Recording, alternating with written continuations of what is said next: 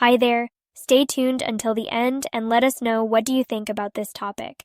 Share your thoughts in the comments. We'll be responding to comments, so leave your questions below. If you found this helpful, please like and share your thoughts. Thanks so much for helping us improve. Welcome to another deep dive, everybody. Today we're going to be talking all about web design. Yeah. So that's everything from UX to SEO to visual design and kind of everything in between. Right. Yeah, we're going to get into like making a website work for your business, not just, look pretty. Exactly. Yeah, we're looking for functionality here. We're looking for results. Yes. And I think one of the things that I found most interesting in doing the research for this deep dive was that there are so many kind of like surprising statistics out there about user behavior. Mm-hmm. Like, did you know that a really good user interface can increase conversions by like 400%? Wow. Yeah, crazy, right? Or that people form an opinion about a website in just 0.05 seconds. I believe it. So it's like less than a blink of an eye. You've already made a judgment about whether you're going to stick around. Yeah. It's all about that first impression. Exactly. So that's why all of this stuff that we're talking about today is so important. It is. So let's just break it down like really basic level. Okay. What is user experience? So user experience or UX, Is really how a person interacts with your website. Yeah. And it's really important because a bad user experience will like turn people away. Right. 88% of users are less likely to return to a website after a bad experience. 88%, that's huge. Yeah. I mean, think about it. If you walk into a store and like it's messy and you can't find anything, are you going to want to go back? No way. Exactly. It's the same with a website. Okay, so first impressions matter. Yes. How do we make sure that our website is giving a good first impression through UX? What are the things that we should be thinking about? I think it's about clarity and like ease of use. Mm-hmm. Can people find the information they need quickly? Does it work well on their phones? Does it work well on their tablets? Yeah. Is it intuitive? Right, so it's got to be functional, Yeah, but yeah. it also has to look good too, right? Of course. Like visual appeal is really important. Absolutely. You don't want a website that's like visually jarring and, Yeah. overwhelming. They're like tons of flashing banners and Yeah. crazy colors and Right. You want something that's pleasing to the eye. So what are some visual trends that you're seeing now that are working well?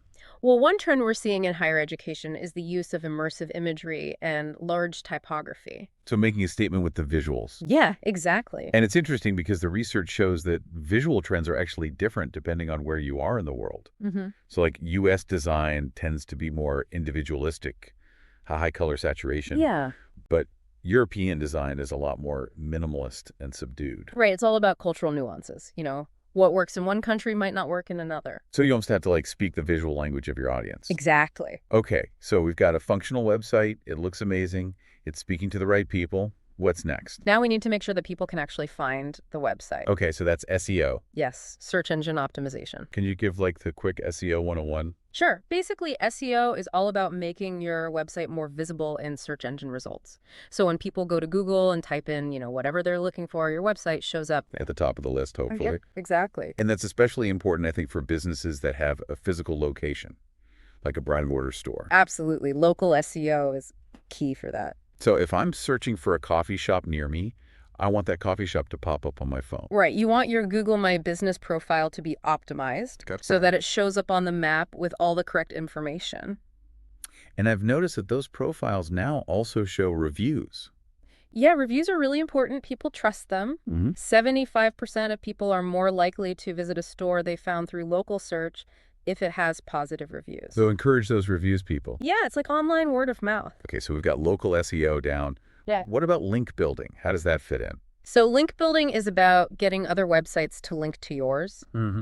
And search engines see those links as votes of confidence. So like the more links you have, the more trustworthy your website seems. Right, and the higher you'll rank in search results. But it's important to focus on quality links, not just quantity. So don't just go buying links from any random website. Yeah. You want links from reputable sites that are relevant to your industry. Okay, so build relationships, create great content, and the links will follow. Exactly. But what if you want to go beyond just local customers and you want to reach people all over the world? That's where international web design comes in. Okay, and how does that work? Well, you have to consider things like language differences, cultural nuances, even color palettes. Right, because what works in one country might not work in another. Exactly. And that ties back to what we were talking about before with the different visual trends in different parts of the world. Yes, you need to understand your target audience and design your website accordingly. Okay, so we've covered UX, visual appeal, SEO, link building, and international considerations. We've covered a lot. That's a lot of information. It is, but it's all really important. It is. So let's dive in a little deeper and talk about how all of this impacts conversions. All right, let's do it. Because ultimately, that's what we're all trying to do, Yeah. right? Yes, we want people to take action on our websites. Exactly. So stay tuned for more after the break.